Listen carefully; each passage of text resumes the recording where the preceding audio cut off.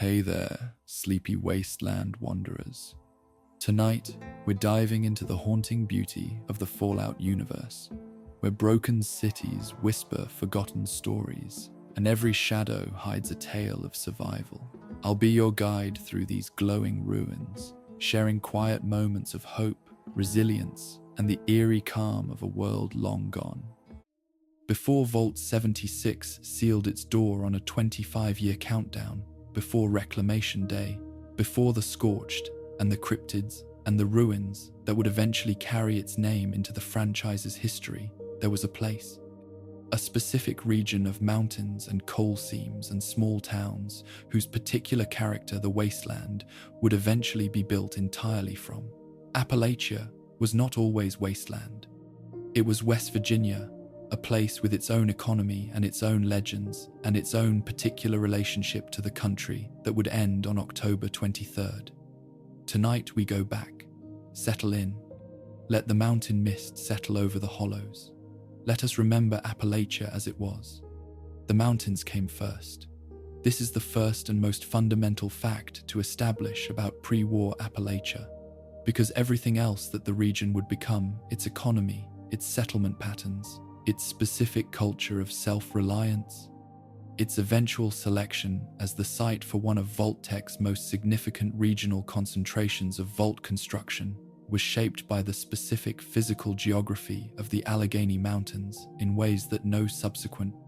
human institution, however powerful, was able to fully override. The ridges ran in long parallel lines, ancient and worn, separating the region into the specific hollows and valleys that would determine where roads could be built and where towns could grow, and where the coal seams that would eventually define the region's economy lay accessible beneath the surface. This was not flat country that human settlement could organize according to whatever grid pattern administrative convenience preferred. It was country that human settlement had to negotiate with, that required the specific accommodation of the mountain's actual shape, that rewarded the communities patient enough to learn its contours and punished, through isolation and difficulty of access, the settlements that tried to ignore what the terrain actually demanded. The specific isolation that the mountains produced was not simply a geographic inconvenience. It was the foundational condition from which Appalachia's particular regional culture developed across generations of settlement, a culture organized around the specific recognition that communities separated from each other by miles of difficult mountain terrain could not rely on the kind of constant institutional support and rapid communication that more accessible regions of the country took for granted.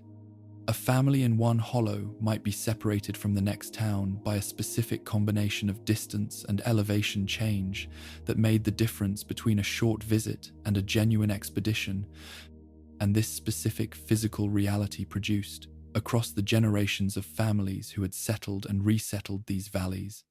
the particular combination of self-reliance and intense local community investment that outside observers of Appalachian culture have always identified as the region's most distinctive characteristic. You learned to fix what broke because the help that might fix it for you was hours away across terrain that weather could make impassable. You knew your neighbors with a specific depth and a specific intimacy because your neighbors were, in any genuine emergency, the only help actually available to you.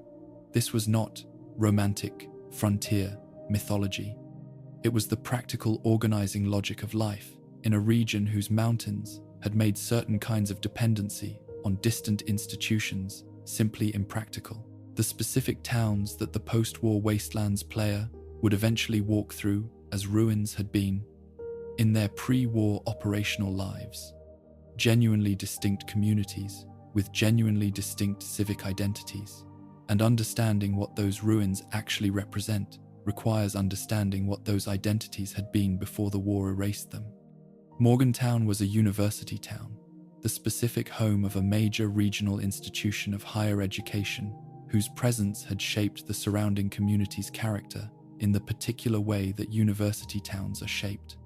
Everywhere, through the specific combination of academic institutional culture and the younger, more transient population that universities draw and produce, Charleston was the state capital, the specific seat of West Virginia's government, whose presence had made the city the administrative and political center of the region in ways that gave it a particular character, distinct from the more purely economic orientation of the mining communities scattered through the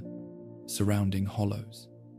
Beckley sat closer to the specific heart of the coal country, its civic identity more directly bound up with the extraction economy that dominated the southern portion of the region.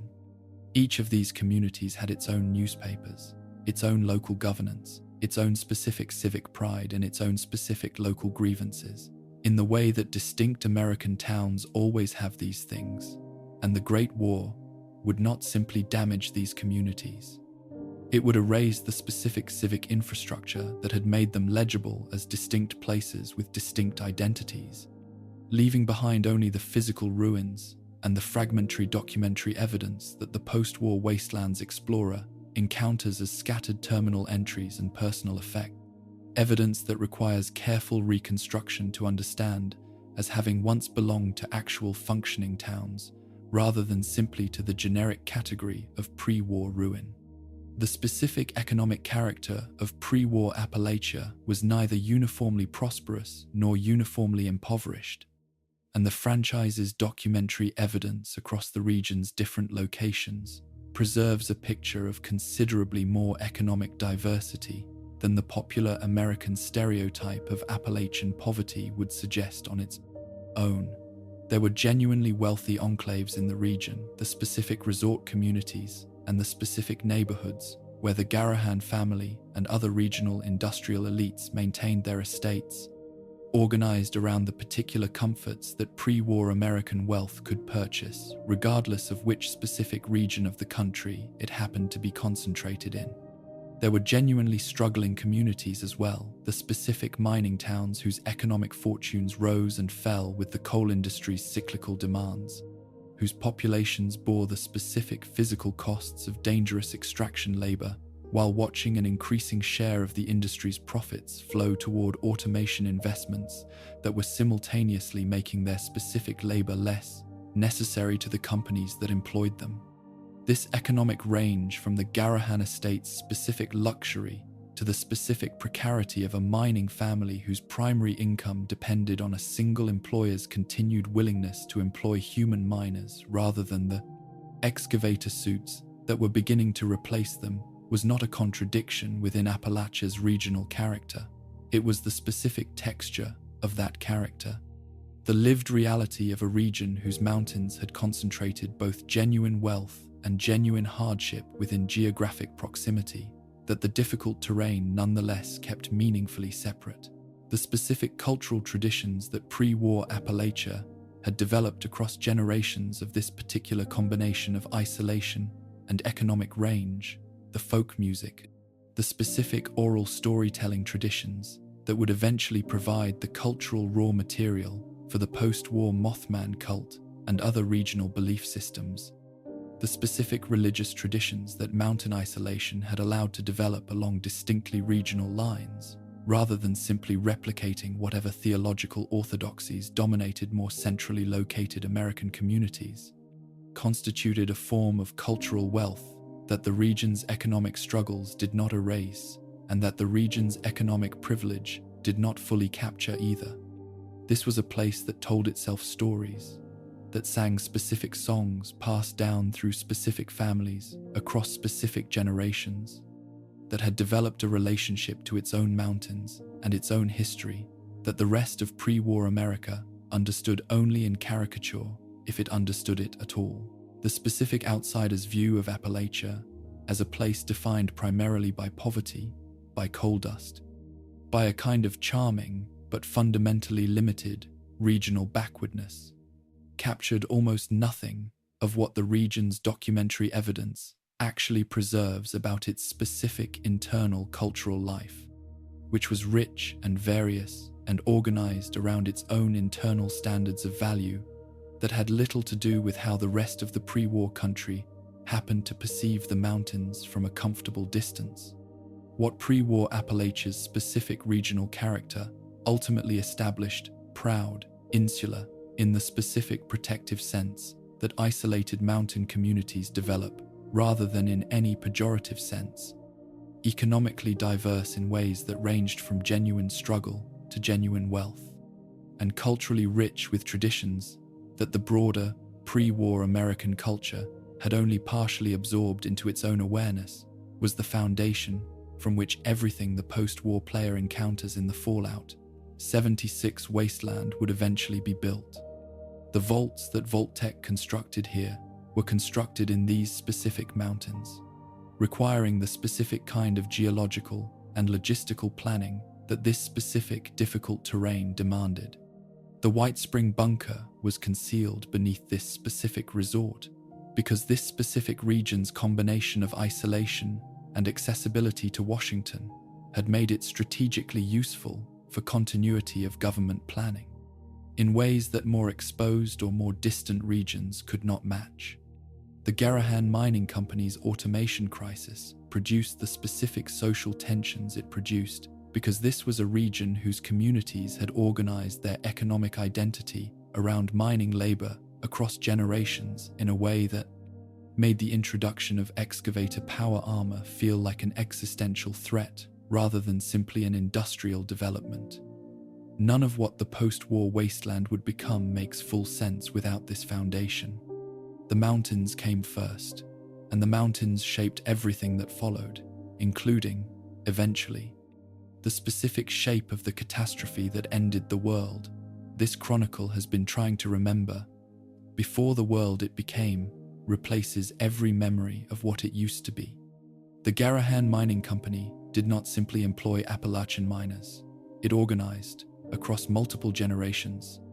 the entire economic and social architecture of the communities whose existence depended on the coal seams the company had secured rights to extract from beneath the ash heap's particular stretch of mountain terrain. This is the first and most important fact to establish about the company's specific significance to pre-war Appalachia's regional history, that Gahhan Mining was not simply one employer among several competing for the region's labor, but the specific institutional center around which entire towns had organized their existence, their housing, their schools, their churches, and their understanding of what a working life in this particular region was supposed to look like. The company had not simply found coal in these mountains.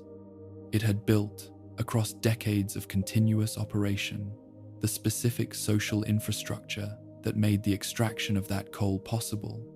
And in doing so, it had made itself functionally inseparable from the communities whose labor it depended on and whose continued existence depended, in turn, on the company's continued willingness to employ them. The Gahhan family itself occupied a position in pre-war Appalachian society that the franchise's surviving documentary record allows for careful reconstruction, a position of considerable wealth and considerable local power. The specific combination of industrial fortune and regional influence that mining dynasties had built across the broader history of American resource extraction, and that the Gahhans had built specifically within the ash heap's particular geography. The family's estate, whose ruins the post-war wastelands explorer can still walk through, documents the specific scale of the wealth that the coal beneath Appalachia's mountains had generated for the people who owned the rights to extract it, a wealth that stood in the kind of stark and specific proximity to the much harder circumstances of the company's working miners that mining regions across the broader history of American industrial development have always produced. The specific geographic closeness between extraordinary privilege and extraordinary hardship that no amount of distance in social standing ever quite manages to fully separate. The introduction of excavator power armor into the company's operations represents the specific technological development whose social consequences the franchise has documented most extensively across the ash heap's pre-war and post-war locations alike, and understanding what this development actually meant to the specific human beings whose livelihoods it affected requires moving past the simple observation that automation displaced labor and into the specific texture of what that displacement felt like to the people experiencing it. The excavator suits were not, from Gahhan Mining's institutional perspective, an attack on its workforce. They were, in the specific calculus that drives corporate technological adoption in any era, a genuine improvement in extraction efficiency and worker safety power armor, capable of performing the same excavation tasks that human miners had been performing, but with the specific advantages of mechanical strength and protective armor that no human body, however skilled or however hardened by years of underground labor, could ever fully match. The company's leadership likely understood the suits as a genuine advancement, a way to extract more coal, more safely, with fewer of the specific physical risks that had claimed miners' health and occasionally miners' lives across the company's entire operational history. From the perspective of the miners whose specific livelihoods the suits were beginning to replace, the calculation looked considerably different. A man who had spent 20 years learning the specific skills that underground coal extraction required, who had built his entire identity and his entire family's economic security around his continued capacity to perform that labor, was watching a machine that did not need to sleep, did not need to be paid a wage, and could not be injured in any way that mattered to the company's bottom line, begin to perform the same work he had spent his working life mastering. The Mole Miner program represented a further development in this same trajectory. Automated excavation units, whose specific design and deployment across the ash heap's mining operations extended the logic of the excavator suits into an even more comprehensively mechanized form of extraction, requiring even less direct human labor to operate and maintain. The post-war wastelands encounter with feral mole miners, the specific mutated and malfunctioning remnants of this pre-war automation program, obscures from the casual post-war explorer what these units had actually represented in their pre-war operational context. Not monsters, but machines. The specific technological endpoint of a mining company's sustained investment in reducing its dependency on the human labor force that had built its fortune, and that its automation program was simultaneously and systematically making less necessary to its continued profitability. The specific labor disputes that this automation trajectory produced across the company's final pre-war years are documented across the ash heap's terminal records and personal effects with a level of detail that allows the careful explorer to reconstruct something of what these disputes actually felt like to the people living through them. The miners organized, they negotiated where negotiation was available to them, and they struck where negotiation failed. In the specific patterns that labor disputes in extraction industries have followed across the broader history of American industrial conflict, patterns whose specific outcomes, in Gahhan Mining's case, the surviving documentation, does not always resolve with complete clarity, leaving the post-war explorer to assemble, from fragmentary evidence, a picture of an industrial relationship under genuine and escalating strain in the years immediately preceding the Great War. What the documentation does establish clearly is the specific human cost that mining labor in this region had always extracted from the people performing it. Automation crisis, or no automation crisis. The respiratory conditions that decades of exposure to coal dust produced in miners' lungs, the specific risk of cave-ins and equipment failures that no safety protocol, however carefully designed, could entirely eliminate from work performed hundreds of feet beneath the mountain's surface. The specific toll that this labor took on bodies and on families across the generations of Appalachian workers who had no realistic alternative employment available to them in a region whose economy Gahhan Mining had so comprehensively dominated. The specific company towns that Gahhan Mining had built and maintained across the ash heap region constituted a particular form of economic and social control that pre-war American industrial history had developed extensively in. mining and manufacturing regions across the country, and Appalachia's specific instance of this broader pattern carried its own regional particularities. Workers lived in company housing. They purchased goods, in many cases, through company stores whose pricing the company itself controlled. Their children attended schools whose funding and whose curriculum the company's continued prosperity and continued goodwill substantially determined. This was not a relationship of simple employment, in which workers sold their labor to an employer and otherwise maintained an independent existence outside the employment relationship's specific boundaries. It was a relationship of comprehensive economic dependency, in which Gahhan Mining's institutional decisions shaped nearly every dimension of its workers' daily lives, from where they slept, to where they shopped, to what kind of education their children received, and the specific automation crisis that the excavator suits and the mole miner program represented was therefore not simply a threat to individual workers' employment. It was a threat to the entire economic and social ecosystem that generations of Gahhan Mining employment had built. A threat whose full implications the company town's residents understood with a clarity that observers from outside this specific economic relationship rarely fully appreciated. What the Gahhan Mining Company's pre-war history ultimately establishes about Appalachia's specific economic character is the observation that the region's coal wealth was never simply a natural resource that the land happened to contain.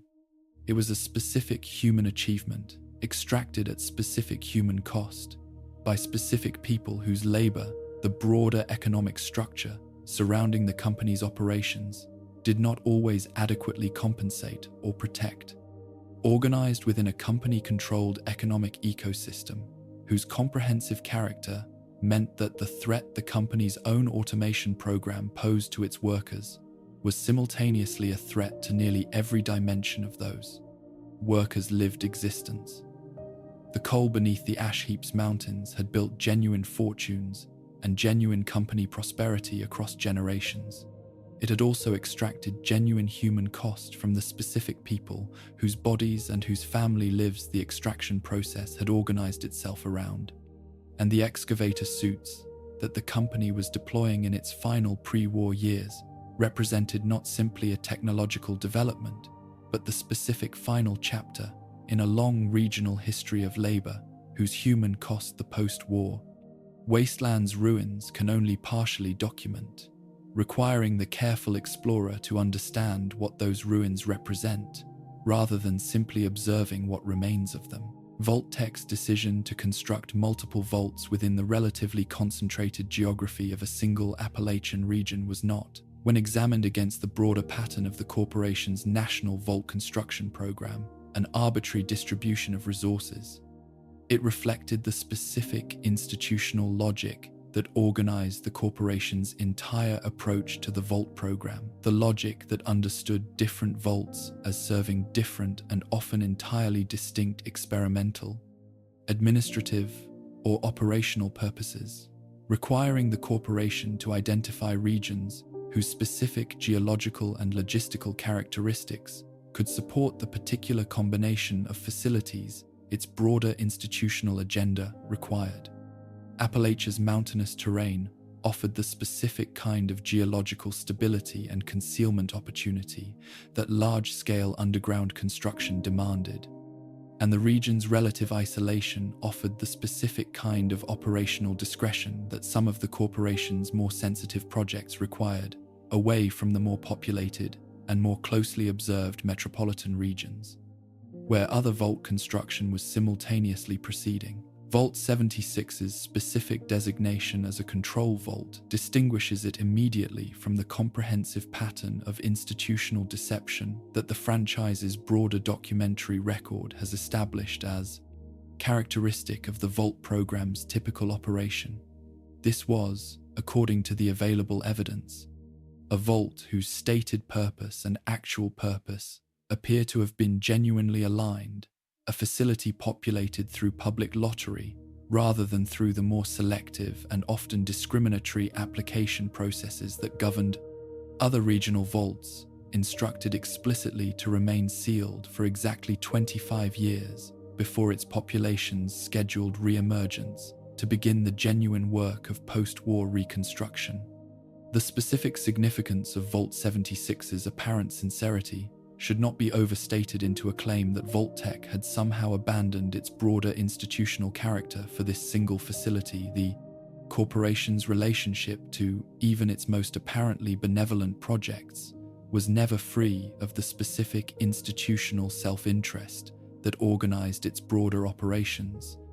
and the public relations value of having at least one genuinely functional control vault within its broader portfolio of experimental facilities was itself a form of institutional benefit that the corporation's leadership would have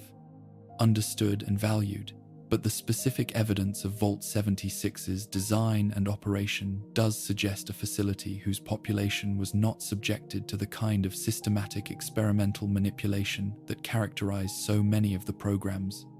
other regional installations, making it, within the franchise's broader documentary record, a genuinely unusual case worth examining on its own specific terms. Vault 94's experimental design pursued a fundamentally different research question. Organized around the specific absence of an overseer, a deliberate institutional choice to test whether a confined population could successfully govern itself through pure democratic process without the centralized administrative authority that every other documented vault in the franchise's broader canonical history had been built around. This was, in the specific terms of the broader Vault program's research agenda, a genuinely interesting experimental question, examining whether human social organization required hierarchical authority to function successfully in confined and stressful conditions, or whether sufficiently committed democratic process could substitute adequately for the kind of centralized decision-making that an overseer's authority typically provided. What the specific pre-war planning behind this design reveals about Vault-Tec's broader institutional interests is the observation that the corporation's research agenda extended beyond the questions of physical, biological survival that dominate the program's more notorious experimental vaults into genuine questions of political philosophy and governance structure, questions whose answers would have been valuable not simply to Vault-Tec's own institutional planning but to the broader continuity of government interests that the corporation's relationship with federal contracting partners consistently served. Vault 96's relationship to Modus, the artificial intelligence system installed to administer the Vault's population through algorithmic governance rather than human institutional authority, represents yet another distinct variation on the broader experimental question that Vault 94's democratic design had also been organized around exploring the question of what kind of authority structure could most effectively manage a confined population's needs across an extended period of isolation. Where Vault 94 removed centralized authority entirely, Vault 96 replaced human centralized authority with algorithmic centralized authority, testing whether an artificial intelligence system, free from the specific psychological vulnerabilities and the specific moral compromises that had characterized so many human overseers across the franchise's broader documentary record, could administer a vault population more effectively and more ethically than the human institutional authority it replaced. The specific philosophical implications of this experimental design, the question of whether algorithmic governance represents genuine improvement over human institutional authority, or simply a different category of vulnerability, whose specific failure modes differ from, but do not necessarily improve upon the failure modes of human institutional power, constitute one of the franchise's more genuinely sophisticated engagements with questions of governance and authority that extend well beyond the immediate context of post-war survival into broader questions about institutional design that any careful student of political philosophy would recognize as genuinely significant. Vault 51's specific function as a containment facility for dangerous criminals, administered entirely by artificial intelligence, with no living human staff present at any point in its operational history, represents the most explicitly punitive application of the algorithmic governance model that Vault 96 had also explored, removing not simply human overseer authority, but human presence entirely from the administration of a population whose pre-war classification as dangerous criminals had already marked them within the broader institutional logic of the Vault program's design, as a population whose welfare merited considerably less institutional concern than the populations housed in the program's more benevolently designed facilities. The specific decision to construct a vault organized entirely around algorithmic containment rather than any form of rehabilitation or genuine reconstruction-oriented purpose reveals something important about how the broader, pre-war American carceral and governmental establishment understood its incarcerated population, even within the context of planning for nuclear catastrophe, a population whose survival the planning process accounted for, but whose survival was organized around continued containment and continued punishment, rather than around the genuine post-war reconstruction purpose that Vault 76's design had been organized around serving. Vault 63's incomplete construction status, interrupted by the Great War before its specific intended purpose could be finalized, or its specific population could be selected and sealed within it, stands as a particular kind of evidence within the franchise's broader documentary record. Evidence not of what Vault-Tec had successfully built and deployed, but of the specific limits that the corporation's construction timeline imposed on its broader regional ambitions. The bombs fell before every planned vault could be completed, and Vault 63's incomplete state preserves, in its specific unfinished condition, a kind of physical testimony to the sheer scale of the corporation's construction ambitions across the Appalachia region, ambitions whose full scope of the Great War's actual timing prevented from ever being fully realized, leaving behind not a functioning facility with its own specific, experimental or administrative history, but simply an unfinished excavation whose intended purpose the surviving documentation can only partially reconstruct. Vault 79's design represents, within this broader regional pattern, perhaps the single most revealing piece of evidence available regarding what Vault-Tec's actual institutional leadership prioritized when designing a facility meant to survive global nuclear catastrophe. This was a treasure vault, a facility populated not by human survivors selected through any lottery or application process, but entirely by robotic staff, stocked with the corporation's own accumulated pre-war wealth, designed and constructed to preserve not human life, but financial and material assets through whatever catastrophe might require their protection. The specific decision to dedicate construction resources in a region already hosting multiple vaults whose stated purposes involved human survival and reconstruction to a facility organized entirely around the preservation of corporate wealth constitutes one of the franchise's clearest available illustrations of the institutional priorities that operated beneath Vault-Tec's broader public presentation as an institution dedicated to American civilian survival. The corporation that told the public it was building shelters to save their lives was simultaneously building, in the very same region, a vault designed to save its own money, a juxtaposition whose specific moral weight the post-war explorer who discovers Vault 79's contents is left to fully absorb without any institutional voice remaining to offer justification or explanation for what the facility's existence so directly reveals. What the accumulated pattern of Appalachia's regional vault construction ultimately establishes is the observation that this single region hosted, within a relatively concentrated geography, nearly the full range of institutional purposes that the broader Vault program pursued across its national scope: genuine reconstruction planning, governance experimentation, algorithmic authority testing, punitive containment, incomplete ambition, and naked institutional self-interest,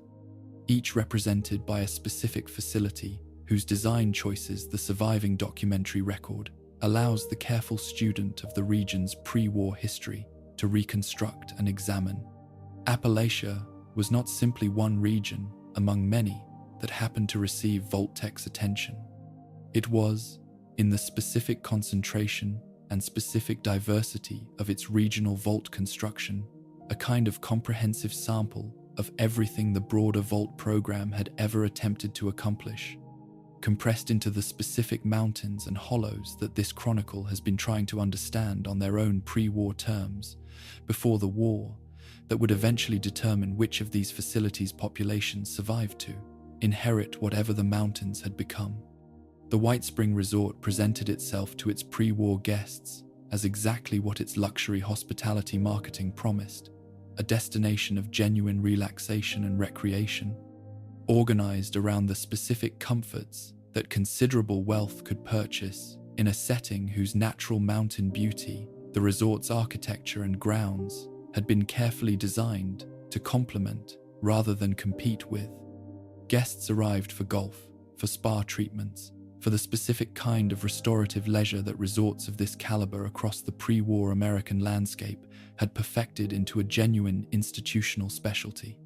Nothing about the surface experience the White Spring offered its paying guests would have suggested to them that the ground beneath the golf courses they were playing concealed one of the federal government's most significant continuity of government installations, a bunker constructed with the specific purpose of housing Congress and other essential government functions in the event that the nuclear catastrophe, the resource wars, were making increasingly probable, actually arrived. This dual identity luxury resort above, government survival bunker below was not, within the broader historical context that the franchise draws on for its world building, a wholly fictional invention. It reflects the documented historical pattern of actual Cold War era continuity of government planning, which frequently embedded survival infrastructure beneath ordinary civilian facilities, precisely because the concealment that an unremarkable surface function provided was itself a significant security advantage. A government bunker whose existence the general public understood and could locate would be a significantly less secure bunker than one concealed beneath a facility whose public function gave no indication of what lay beneath it.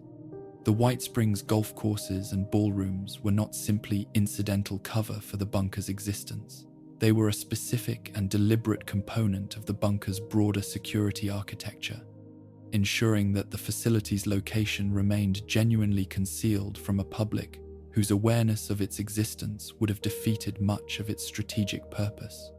The specific staff who maintained the resort's hospitality operations existed, for the overwhelming majority of their employment, in complete ignorance of what lay beneath the grounds they tended and the rooms they cleaned and the meals they served to paying guests.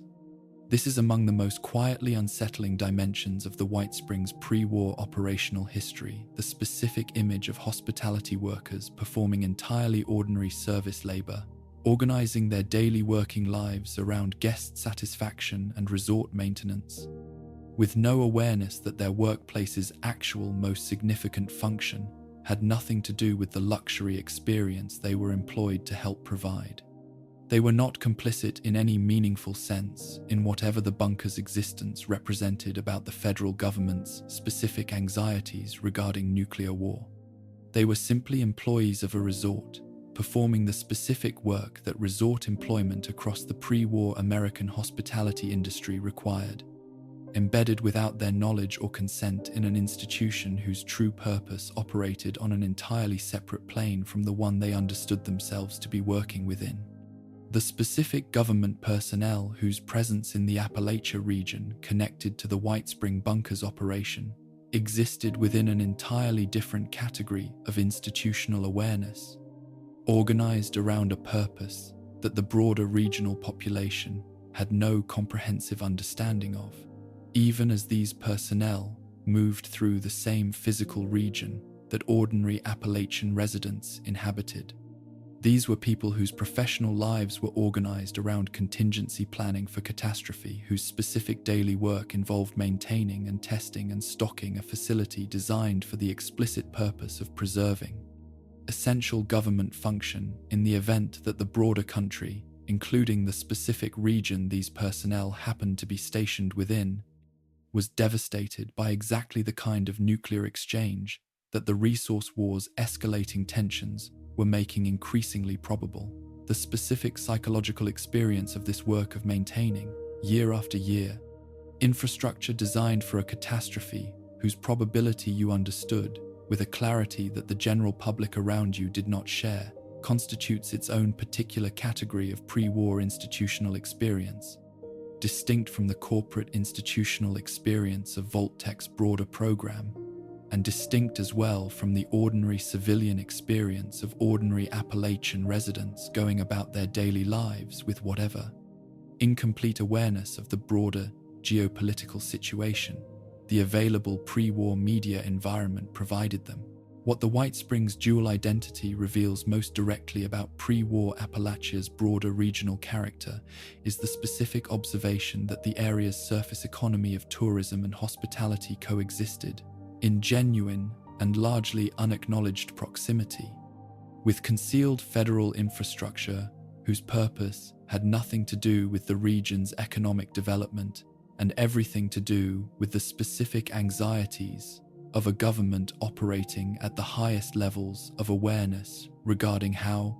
close the resource wars' escalation was actually bringing the world to catastrophic nuclear exchange. The ordinary Appalachian resident who had never set foot in the White Springs luxury facilities, who knew the resort only as the kind of place that wealthy outsiders visited for vacations the residents' own economic circumstances would never permit, had no way of knowing that this same resort's grounds concealed the specific infrastructure that the federal government had determined necessary for its own survival infrastructure, whose existence implicitly acknowledged,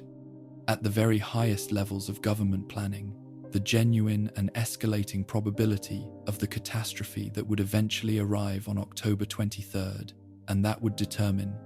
with brutal and comprehensive finality,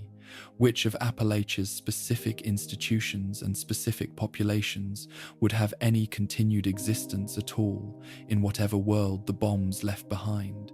The pioneer scouts organized, across the decades of pre-war Appalachia's regional history,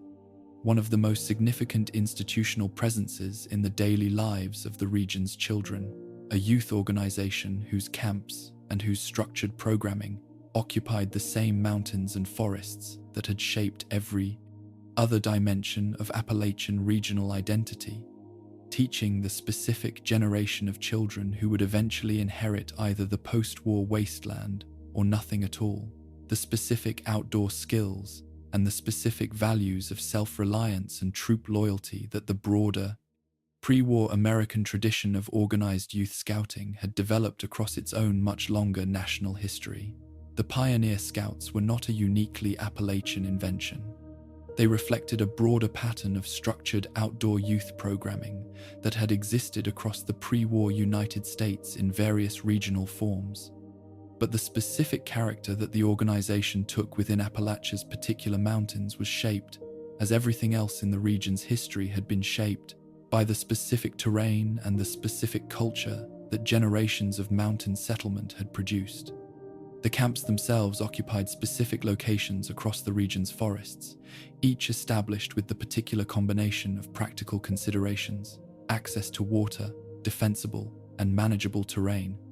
proximity to roads sufficient for the transportation of children and supplies, without being so close to those roads that the camp's sense of wilderness immersion was compromised. That organized camp planning across the broader, pre-war American scouting tradition.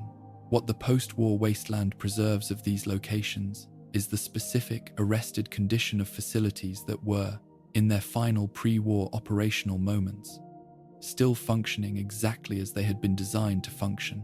The cabins and the mess halls and the specific activity areas organized around badge requirements and troop exercises, frozen in the particular state of mid-program operation that the Great War's sudden and comprehensive arrival imposed on every ongoing pre-war activity it interrupted without warning. The specific badge system that organized pioneer scout programming deserves particular attention, because it documents with unusual precision exactly what skills and what values the organization's adult leadership understood as worth instilling in Appalachia's children during the specific historical moment immediately preceding the Great War. Badges for wilderness survival skills, for first aid competency, for the specific practical knowledge of how to build shelter and start fire and navigate unfamiliar terrain without becoming lost skills that the organization's pre-war planning had understood as generally valuable for responsible outdoor citizenship, and that would prove, in the specific post-war world that none of the badge program's designers could have anticipated, to carry a significance that no pre-war pioneer scout troop leader could have imagined when teaching a child how to purify water or construct an emergency shelter from available materials. The specific irony embedded in this badge system, skills taught for one purpose that would prove essential for an entirely different and infinitely more desperate purpose within the lifetime of the very children being taught them, is one of the quieter but more genuinely affecting dimensions of the Pioneer Scouts' pre-war documentary record, a dimension that requires no dramatic narrative embellishment to communicate its own specific weight. The troop structure that organized Pioneer Scout participation reflected the broader hierarchical organization that scouting traditions across the pre-war American landscape had developed adult troop leaders responsible for groups of children, organized into the specific patrol and troop subdivisions that gave individual children a sense of belonging to a specific community, smaller than the organization's full regional membership, but larger than their own individual family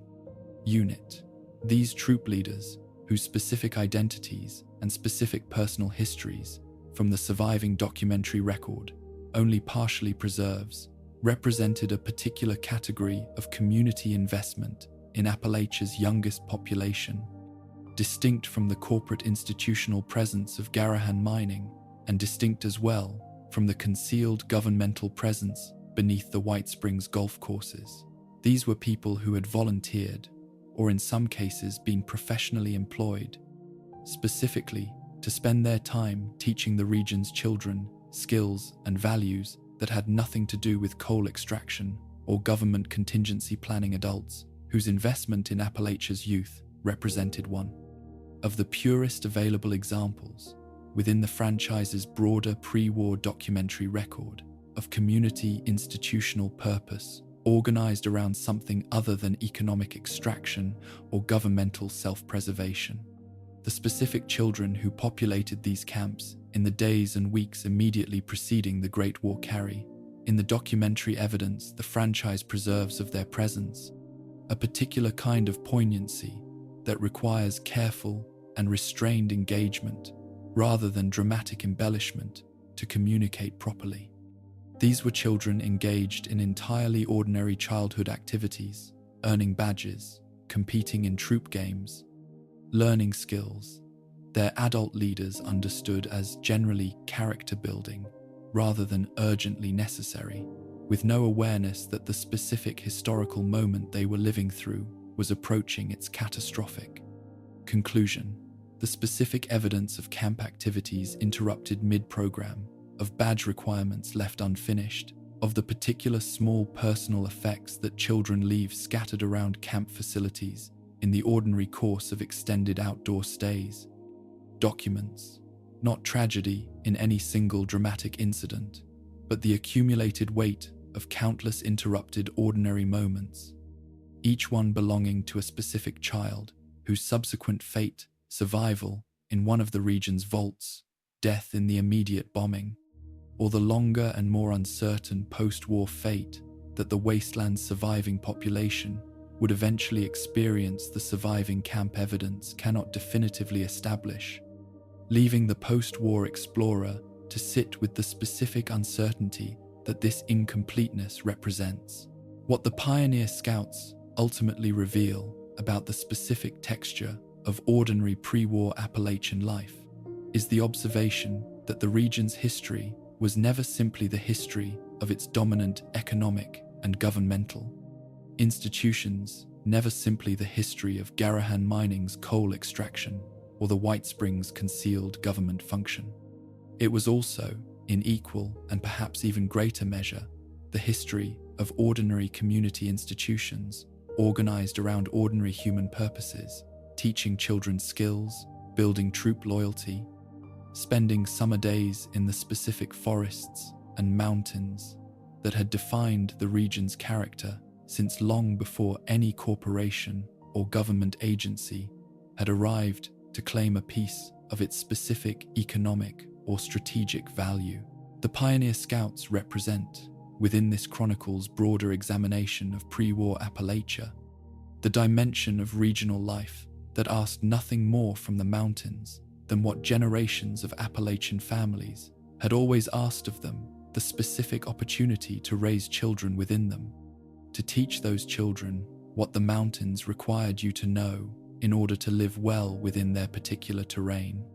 and to do so without any awareness that the skills being taught for ordinary outdoor character-building purposes would prove, within a remarkably short span of time, to be the literal skills of survival in a world the badge program's designers could never have anticipated needing to prepare anyone for. The Mothman did not begin as a post-war religious icon.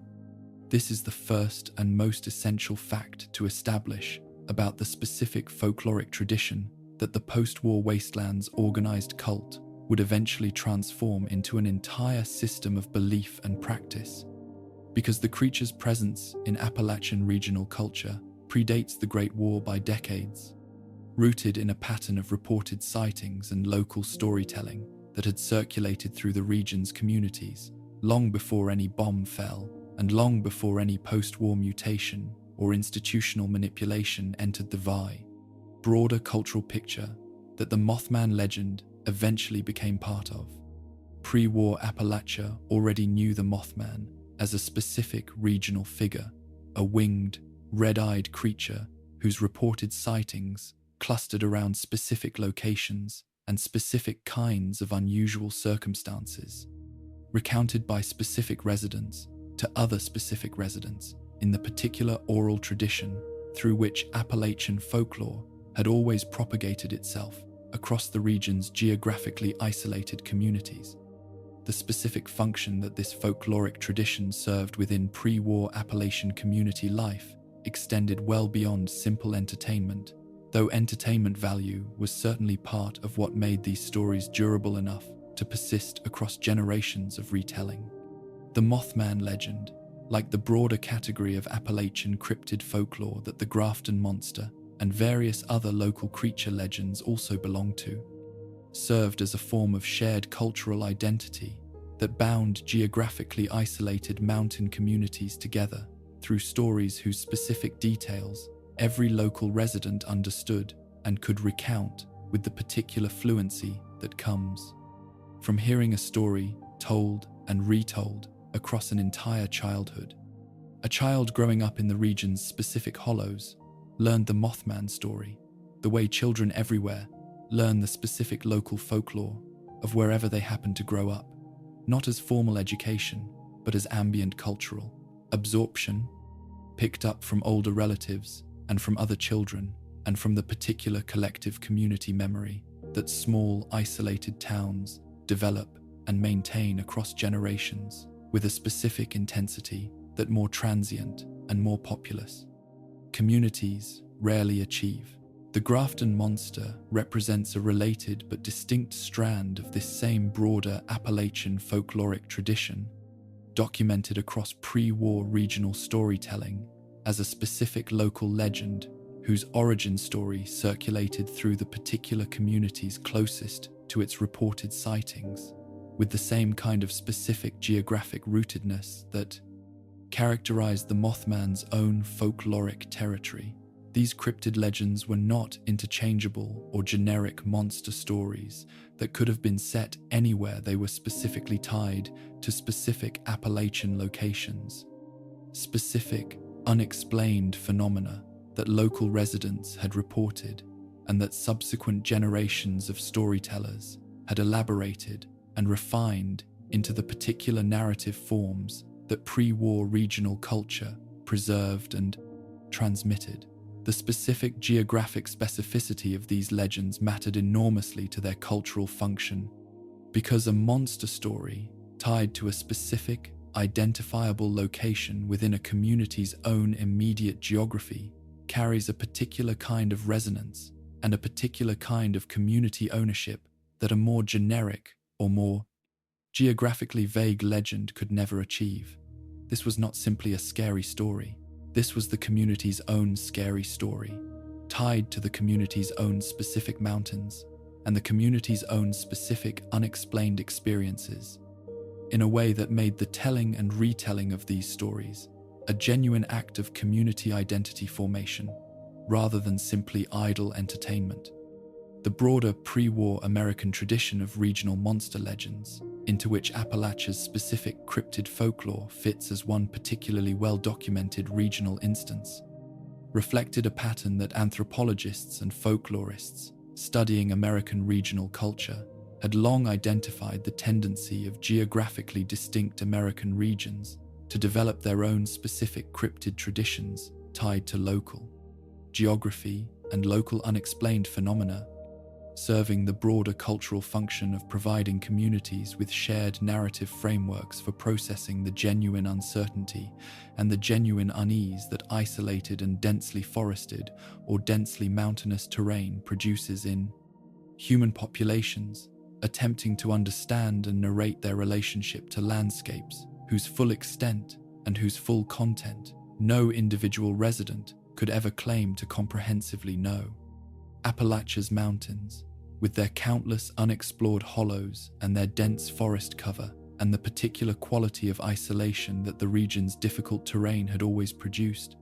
provided exactly the kind of landscape within which this broader American pattern of regional cryptid folklore could flourish with particular intensity. What deserves particular emphasis in any careful examination of this pre-war folkloric tradition is the specific observation that these stories functioned, for the overwhelming majority of pre-war Appalachian residents who told and retold them as exactly what they appeared to be: local folklore, regional legend, the specific kind of story that communities tell each other for the pleasure of the telling and for the particular shared identity that the telling reinforces, without any expectation that the creatures these stories described possessed any literal physical reality that a careful investigator might eventually document. The Mothman was, in pre-war Appalachian culture, a story you told around a campfire or shared with visitors curious about regional folklore, not an object of organized religious devotion or systematic belief. This distinction matters enormously for understanding what the post-war Mothman cult would eventually represent, because the post-war transformation of this folkloric tradition into organized religious practice constitutes a genuinely significant cultural development. The specific process through which a regional legend, stripped of its pre-war function as community entertainment and community identity marker, became instead the organizing principle around which post-war survivors, desperate for meaning and structure in a wasteland that had eliminated nearly every other pre-war institutional framework, would eventually construct an entirely new system of belief and practice. What the persistence of pre-war Appalachian folklore into the post-war period ultimately reveals about the franchise's broader understanding of cultural continuity is the observation that even a catastrophe as comprehensive as the Great War, a catastrophe that eliminated nearly every pre-war institution this chronicle has examined, that ended Gahhan Mining's coal operations and emptied the White Springs luxury facilities, and scattered or sealed away the children who had been earning Pioneer Scout badges in the region's forests, could not erase the specific stories that this region's population had been telling each other for generations before any of those other institutions had even been established. The Mothman legend predated Gahhan Mining's largest operational expansions. It predated the White Springs construction. It would, in its post-war transformation into organized cult practice, outlast every other institution this chronicle has examined, proving itself in the specific durability that the post-war wasteland's continued Mothman cult activity demonstrates, to be perhaps the single most resilient piece of pre-war Appalachian cultural inheritance, not because the story itself contained any specific power that other regional institutions lacked, but because stories, unlike mining companies and government bunkers and youth organizations, require no specific infrastructure to survive. They require only people willing to keep telling them, and Appalachia, even after the Great War had taken nearly everything else the region had built across its long pre-war history, never stopped producing people willing to do exactly that. Camden Park occupied a particular and genuinely distinctive position within pre-war Appalachia's broader economic landscape, a facility whose entire purpose was neither extraction nor governmental contingency planning, nor even the more structured character-building purpose that organized the pioneer scouts' relationship to the region's forests, but simply ordinary family entertainment, the specific category of recreational experience that amusement parks across the broader pre-war American landscape had perfected into a genuine national institution. The park's rides and attractions,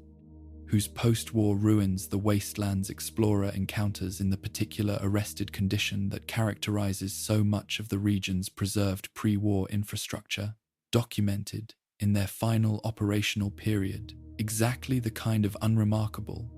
ordinary recreational function that amusement parks had always served families, bringing children for an afternoon or a full day of rides and games, and the specific sensory pleasures that this particular category of entertainment had been designed across decades of American amusement park development to provide. The specific significance of Camden Park's presence within pre-war Appalachia's regional economy lies precisely in its ordinariness, in the way that its existence demonstrates that this region, alongside its coal extraction and its concealed government infrastructure and its multiple vault-tech construction projects, also maintained the kind of genuinely ordinary recreational economy that any prosperous or even moderately prosperous American region of this era would have supported. Families who could afford the admission price and the specific additional costs that a day at an amusement park traditionally involved brought their children to Camden Park for the same reasons that families across the pre-war United States brought their children to similar facilities in their own regions, not because Appalachia possessed any unique relationship to amusement park entertainment, but because the region's economy, despite its specific struggles and its specific concentrations of hardship in communities most dependent on coal extraction labor,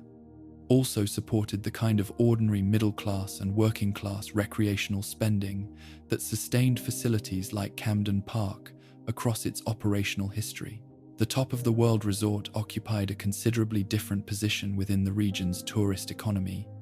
organized around luxury mountain recreation, rather than the broader, family-oriented entertainment that Camden Park provided, a destination whose specific clientele would have overlapped considerably with the wealthier segment of pre-war Appalachian and visiting American society that could also have afforded the White Springs hospitality services, organized around the particular pleasures of mountain scenery and the specific recreational activities, presumably including skiing and other seasonal mountain sports, that the resort's elevated location and developed infrastructure made available to its paying guests. The specific fate that befell top of the world during the Great War, a direct strike whose post-war crater, the wasteland, preserves as unambiguous physical evidence of nuclear detonation at this exact location, constitutes one of the franchise's most direct and most unsettling illustrations of the genuine randomness with which the war's nuclear exchange actually unfolded. There was no obvious strategic justification for a direct nuclear strike on a mountain luxury resort. This was not a military installation, not a government facility, not an industrial center whose destruction served any coherent military objective that the broader logic of nuclear targeting doctrine would typically prioritize. And yet the bombs fell here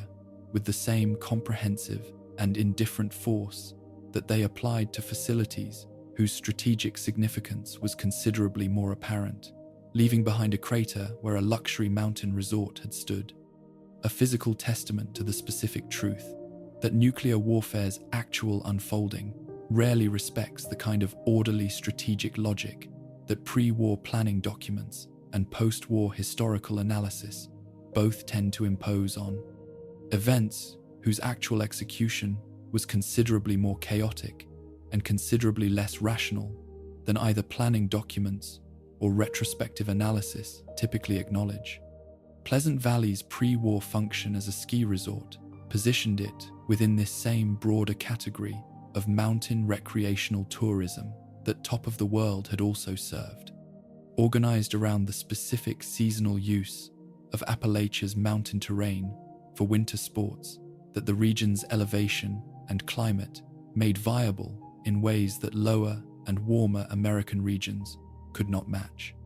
The franchise's documentation of Pleasant Valley's post-war transformation into a considerably darker location, a transformation whose specific details extend beyond the scope of this chronicle's focus on the region's pre-war character, should not obscure the genuinely unremarkable nature of the resort's actual pre-war operational purpose. This was, before the war, simply a ski resort,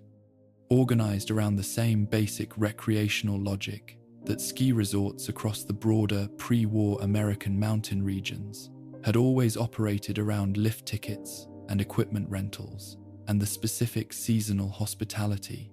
infrastructure that winter sports tourism required, serving guests whose interest in Pleasant Valley had nothing to do with whatever the location's post-war history would eventually make it known for,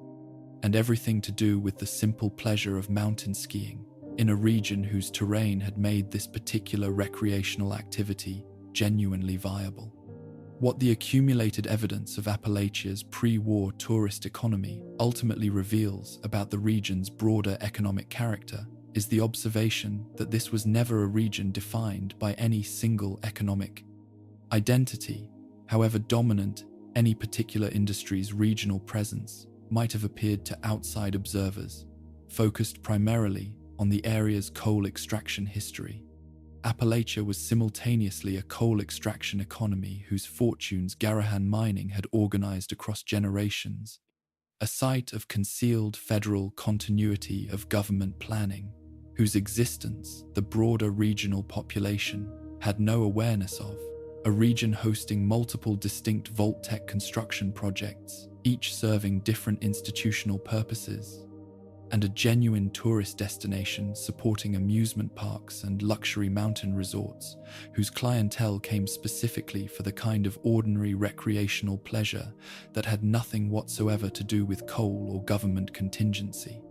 planning or experimental vault design. Each of these economic dimensions operated with limited awareness of the others, organized around entirely separate institutional logics and entirely separate populations of workers and patrons,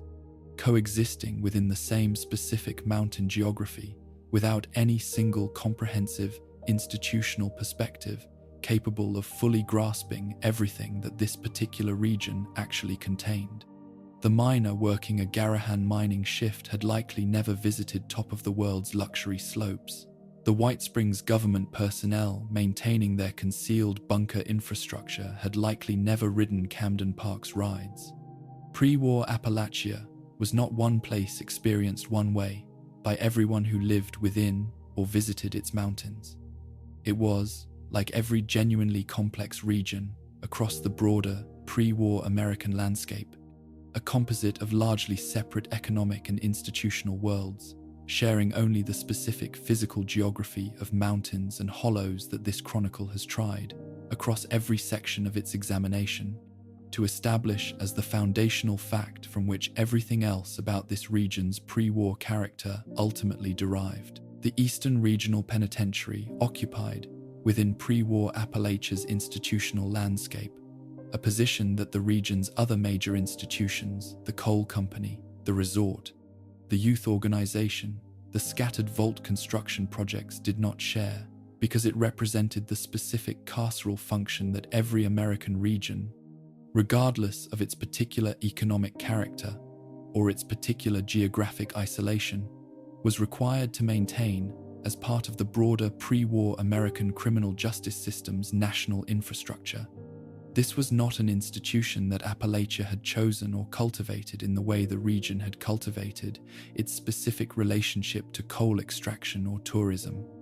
It was an institution imposed by the broader requirements of regional criminal justice administration, housing the population that the surrounding judicial system had determined required confinement, organized around the specific institutional logic of incarceration that pre-war American penal practice had developed across its own long and often troubled history. The specific population housed within Eastern Regional Penitentiary's pre-war operations would have reflected, in its general composition, the broader demographic and social patterns that characterized incarcerated populations across the pre-war American carceral system, generally disproportionately drawn from the region's poorer and more economically marginalized communities, including significant numbers of people whose path to incarceration had been shaped by exactly the kind of economic precarity that this chronicle has already documented as characteristic of Appalachia's mining communities, where Gahhan Mining's economic dominance and the automation crisis its excavator suits and mole miner program represented had left increasing numbers of working-age Appalachian residents without the stable employment that previous generations of miners had been able to count on. The specific relationship between regional economic hardship and regional incarceration rates is not a relationship. The surviving documentary evidence allows this chronicle to establish with the kind of statistical precision that a formal, sociological study would require, but the broader pattern that pre-war American criminal justice history demonstrates nationally the disproportionate criminalization and incarceration of economically marginalized populations provides reasonable grounds for understanding Eastern Regional Penitentiary's pre-war population as reflecting, in its general composition, the broader economic struggles that this chronicle has already documented as characteristic of significant portions of the Appalachia region's working population. What the facility's pre-war operational history establishes, beyond these broader demographic considerations, is the simple fact of its ordinary institutional troubles, the kind of understaffing, the kind of facility deterioration, the kind of administrative strain that characterized many pre-war American correctional facilities, operating within budget constraints that rarely matched the genuine demands of safely and humanely housing the populations these institutions were responsible for. This was, in its pre-war operation, neither a uniquely well-run nor a uniquely catastrophic institution by the broader standards of pre-war American corrections, simply an ordinary regional penitentiary, performing its ordinary if troubled institutional function, whose post-war transformation into one of the region's more dangerous locations reflects not some unique pre-war horror specific to this facility, but rather the broader post-war pattern documented across the franchise's wider canonical history,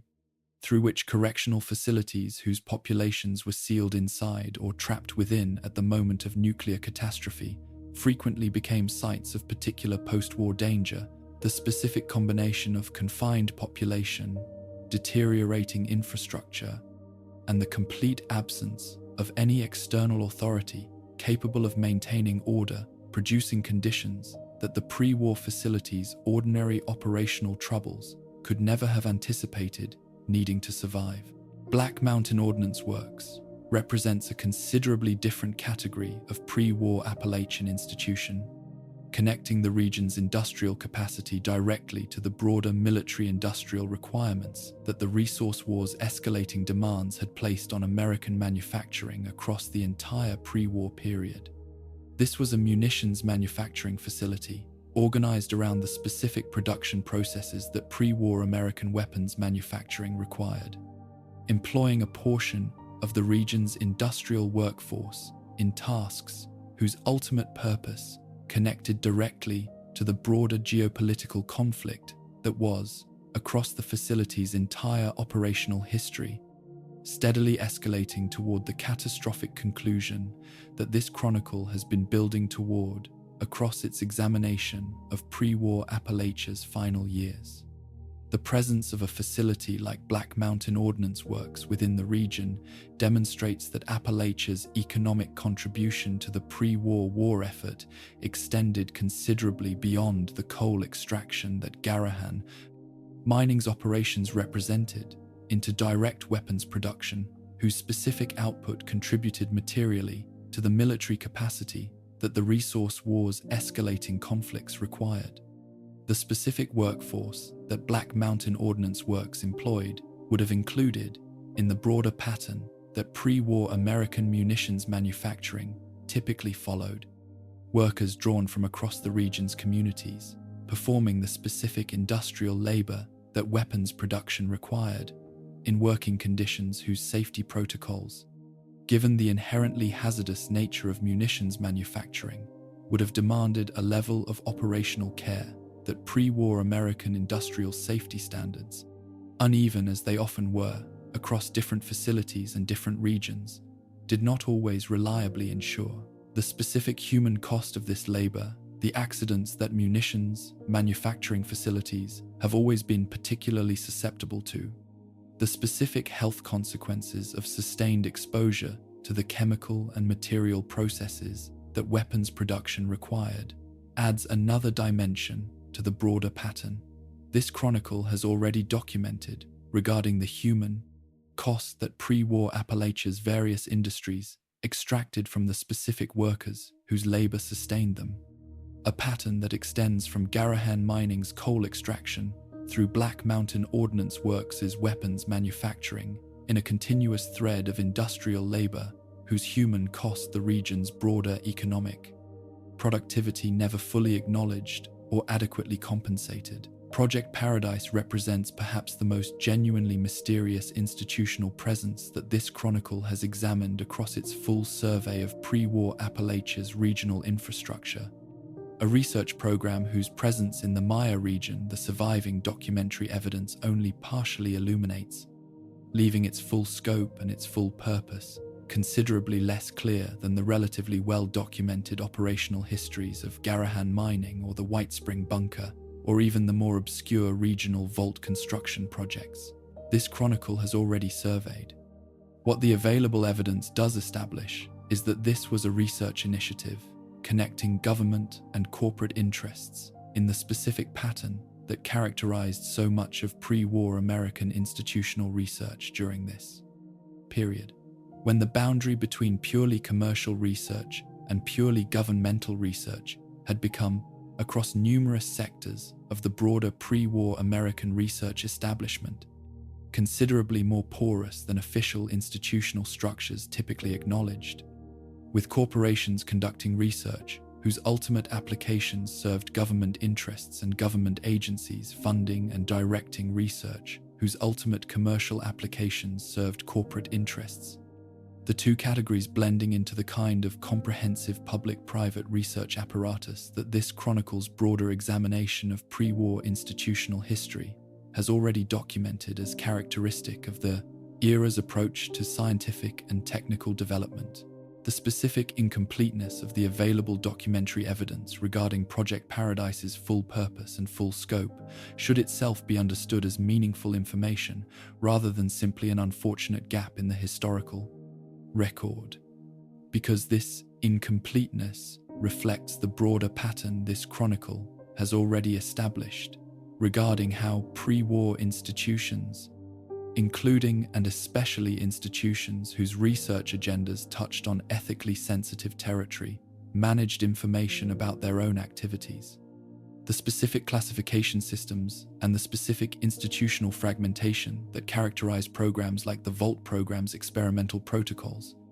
distributing knowledge of a research program's full scope and full purpose across enough separate institutional actors that no single individual or single accessible documentary source possessed comprehensive understanding of what the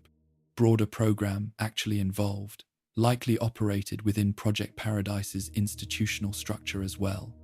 leaving the post-war explorer of the Maya region's ruins with only fragments of a much larger and much more comprehensively documented institutional history that the program's own pre-war information management had, specifically organized to prevent from existing in any single accessible form. What the accumulation of this military, correctional, and industrial infrastructure across pre-war Appalachia's broader regional landscape reveals about the area's actual strategic significance deserves careful and explicit statement, because it corrects a misapprehension that the region's rural and mountainous popular reputation might otherwise encourage. Appalachia was not, in the specific strategic calculus of pre-war American government and military planning, a peripheral or insignificant region whose primary value lay simply in its coal reserves and its tourist amenities. The specific concentration of installations this chronicle has now documented multiple distinct Vault-Tec facilities serving distinct institutional purposes. A major continuity of government bunker concealed beneath a luxury resort, a correctional facility integrated into the broader regional criminal justice system, a munitions manufacturing facility contributing directly to the military production demands of an escalating geopolitical conflict, and a research program whose full purpose remains only partially documented, but whose government and corporate connections place it within the broader category of sensitive, pre-war, institutional research documents, a region whose actual strategic significance to pre-war American government and military planning was considerably more substantial than the area's popular reputation as simply rural coal country and mountain tourist destination would have suggested to the ordinary pre-war American observer encountering Appalachia only through its more visible economic and cultural exports. Vault 76's specific selection process distinguished this particular regional vault from the broader pattern of vault population selection that this chronicles earlier examination of the corporation's regional vault construction has already documented as characteristically discriminatory, opaque, and organized around criteria that served the corporation's experimental objectives, rather than any genuine commitment to selecting the population best positioned to survive and thrive in post-war conditions. This vault's population was selected through public lottery, a system whose transparency and whose theoretical fairness stood in genuine and significant contrast to the more selective and often quietly discriminatory application processes that had governed vault selection across so much of the franchise's broader documented regional history, processes that frequently favored applicants with specific professional skills the corporation's experimental designs required, or specific demographic characteristics that served research purposes. The applicants themselves never understood they were being selected to serve. The public lottery system that Vault-Tec and its federal government partners established for Vault 76's specific population selection operated, according to the available documentary evidence, through a process that gave ordinary Appalachian residents a genuine and equal opportunity at selection regardless of their specific professional background, their specific economic circumstances, or their specific demographic profile, a system whose specific fairness, however genuine, should still be understood within the broader context of who actually had access to enter the lottery in the first place. Since the lottery's theoretical equality of opportunity among entrants did not necessarily extend to genuinely equal access to entry itself, particularly for the region's most economically marginalized residents, who may have faced practical barriers to lottery registration that the system's surface fairness did not fully address. But within the population that did successfully register and enter the lottery, the selection process itself appears to have operated through genuine randomization rather than through the kind of covert experimental criteria that characterized so much of the broader Vault program's selection methodology. The specific demographic character of the population ultimately selected for Vault 76 reflects in the documentary evidence the game preserves of individual selected residents' pre-war backgrounds, The genuine diversity of ordinary Appalachian life that this chronicles earlier sections have already documented miners and mining executives, government workers and resort hospitality staff, pioneer scout troop leaders and the children of families whose connection to the region extended back multiple generations, drawn from across the area's various communities and various economic circumstances in a pattern that the lottery's genuine randomization would predictably produce. This was not, unlike so many of the franchise's other documented vault populations, a population selected for any specific experimental utility or any specific demographic profile that served a hidden research agenda. It was, as nearly as the available evidence allows this chronicle to establish, a genuine cross-section of ordinary pre-war Appalachian society, selected by chance rather than by the kind of covert institutional design that characterized the broader vault program's typical operation. The specific social dynamics that this public lottery system produced across the final pre-war months deserve particular attention, because the public and transparent nature of the selection process created a category of regional social experience that the more covert and more selective vault application processes documented elsewhere in the franchise's broader, canonical history did not typically generate. A lottery conducted in public view, with its specific results announced and its specific selected residents publicly identified, produced a particular and intense form of community-wide engagement with the question of who would and would not secure protection from the catastrophe that the resource war's escalating tensions were making increasingly probable. Neighbors knew whether their neighbors had been selected. Families whose names were drawn experienced a form of public attention and public reaction relief, perhaps envy, perhaps the complicated mixture of genuine happiness for a friend's selection and genuine anxiety about one's own family's continued exclusion that the more private and more covert selection processes documented at other regional vaults across the franchise's history did not generate in quite the same publicly visible form. This was survival selection conducted as a community spectacle, with all of the genuine emotional complexity that watching your neighbors win or lose access to nuclear war survival infrastructure through a public lottery drawing would predictably produce in any community subjected to this specific, unusual selection methodology. The specific hope and the specific anxiety that this lottery system produced intensified. According to the broader pattern, this chronicles later examination of Appalachia's final pre-war days will document more comprehensively.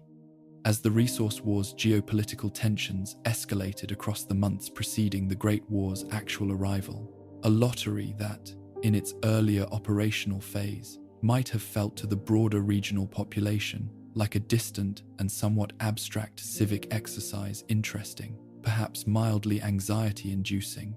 but not yet connected to any genuinely imminent sense of catastrophic threat, would have taken on increasingly urgent and increasingly desperate significance as the broader pre-war American public's awareness of how close the resource wars were actually bringing the world to nuclear catastrophe sharpened across the war's final approach. The specific residents who had not yet been selected, watching the lottery's ongoing drawings with whatever combination of hope and dread the escalating geopolitical situation produced in them, understood with increasing clarity exactly what their continued exclusion from Vault 76's protective infrastructure might ultimately mean for themselves and for their families. A clarity that the lottery's earlier, more abstract operational phase had not yet forced upon the broader regional population's collective awareness. The specific overseer selected to administer Vault 76 occupies a documented position within the franchise's broader post-war canonical history, whose pre-war origins this chronicle's focus requires examining with particular care, because the decision this specific overseer made to leave the vault and begin exploring the surface world before the broader population's scheduled 25-year emergence connects directly to questions about what this overseer's pre-war selection and pre-war preparation had actually prepared them to do once the vault's sealed period began. The available evidence suggests an overseer whose pre-war background and pre-war training, whatever its specific particulars, had instilled a degree of independent judgment and a degree of willingness to deviate from institutional protocol that the overseer's subsequent decision to leave Vault 76 ahead of schedule clearly demonstrates, a decision whose full post-war consequences this chronicle's broader narrative scope does not require examining in comprehensive detail, but whose origins in this specific individual's pre-war preparation and pre-war character deserve acknowledgement as part of understanding what kind of person Vault-Tech's selection process, whatever its specific criteria for overseer selection, actually involved, ultimately placed in administrative authority over this particular regional vault's population. What the lottery system's specific character ultimately reveals about Vault-Tech's relationship to this particular regional vault is the observation, already established earlier in this chronicle, but worth restating with the additional context this section's closer examination provides, that Vault 76 appears to represent a genuine exception within the corporation's broader institutional pattern, a facility whose stated purpose of genuine reconstruction-oriented survival appears to have been matched by an actual selection methodology, genuinely organized around that stated purpose, rather than covertly organized around some entirely separate experimental agenda. The public lottery's transparency would have made considerably more difficult to conceal. This does not mean Vault-Tech's broader institutional character had somehow transformed itself into genuine benevolence for this single regional project. It means, more modestly and more precisely, that the specific combination of public accountability that a publicly conducted lottery imposed,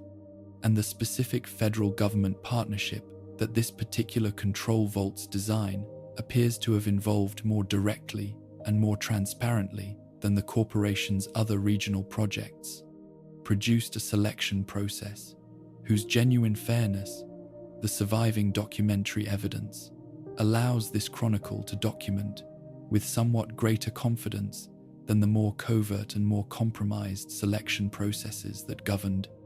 Vault-Tech's broader regional vault construction program across Appalachia and across the franchise's wider documented geography. The specific texture of Appalachia's final pre-war days, reconstructed from the accumulated documentary evidence the franchise has preserved across the region's terminal entries and holotapes and scattered personal effects, resists the kind of single, comprehensive narrative that a more conventional historical account might attempt to impose on this period. What the evidence actually provides is fragmentary, scattered across dozens of distinct locations and dozens of distinct individual perspectives,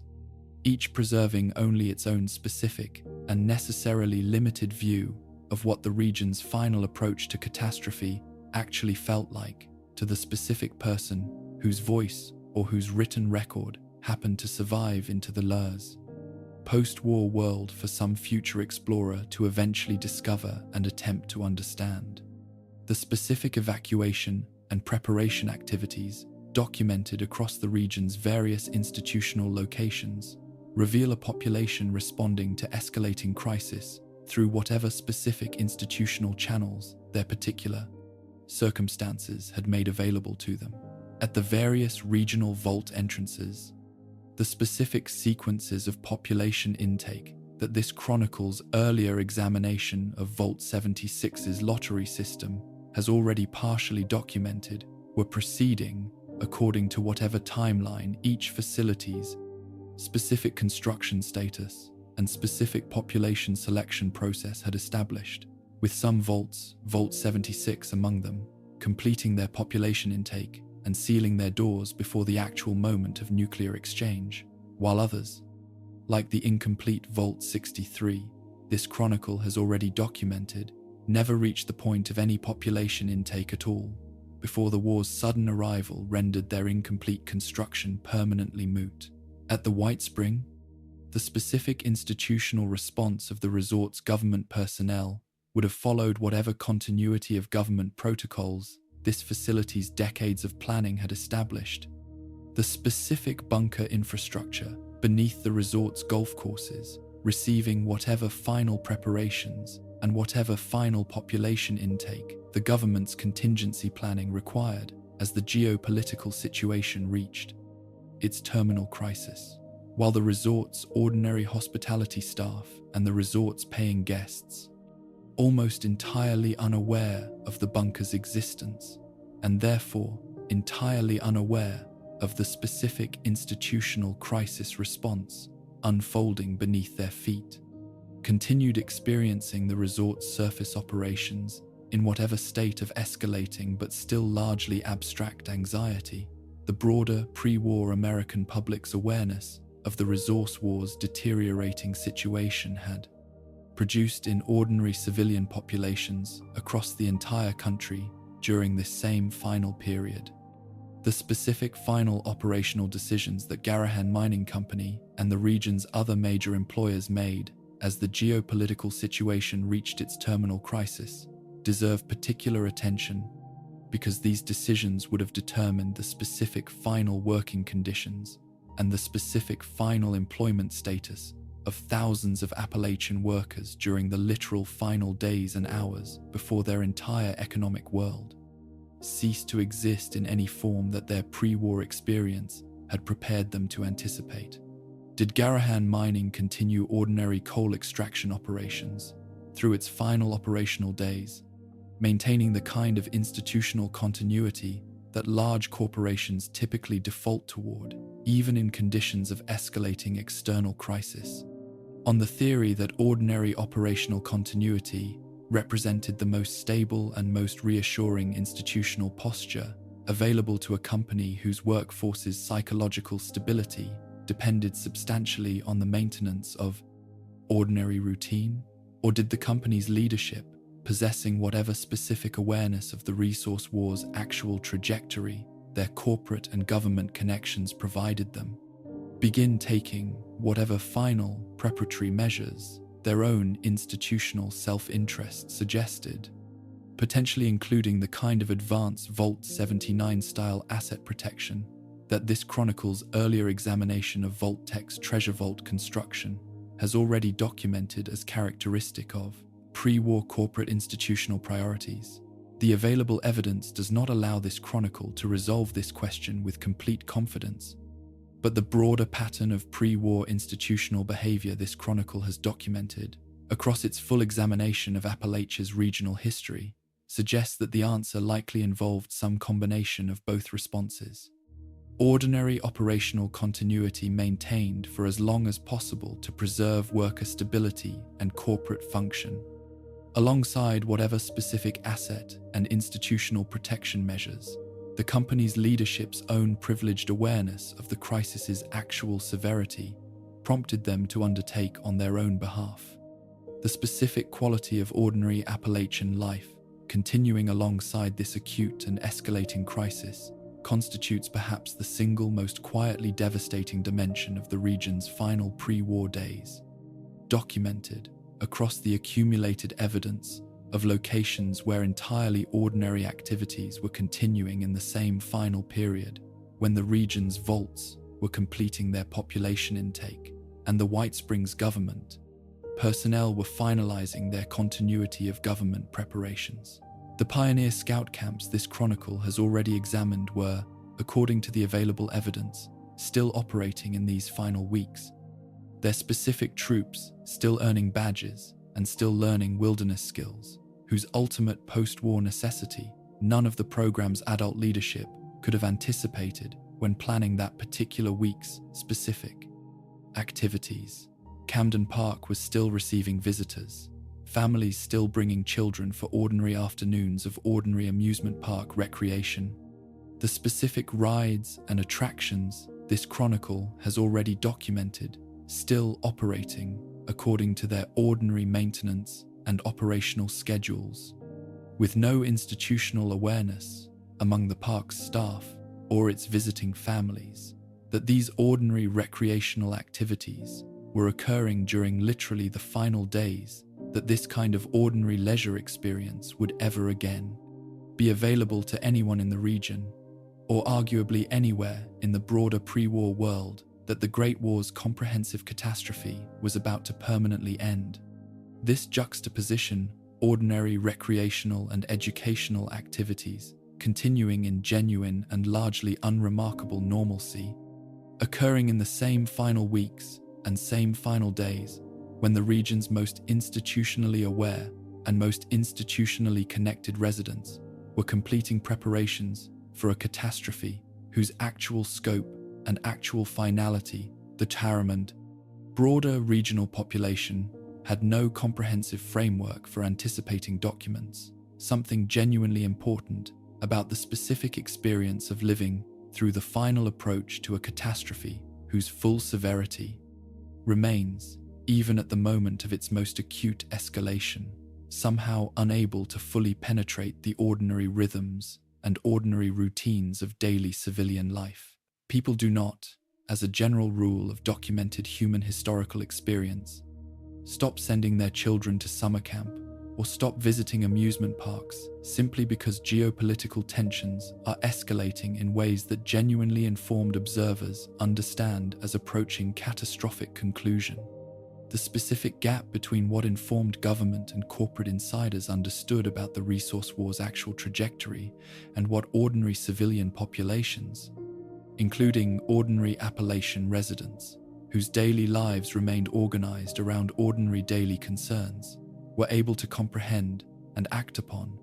produced exactly this kind of juxtaposition, informed institutional preparation, proceeding alongside continued ordinary civilian normalcy, right up until the specific and comprehensive moment when October 23rd arrived and eliminated, with brutal and indiscriminate finality, the entire distinction between those who had understood what was coming and those who had not. What the documentary record of Appalachia's final days ultimately reveals about the specific experience of a region whose population included both those who had secured a place in the area's protective infrastructure and those who had not,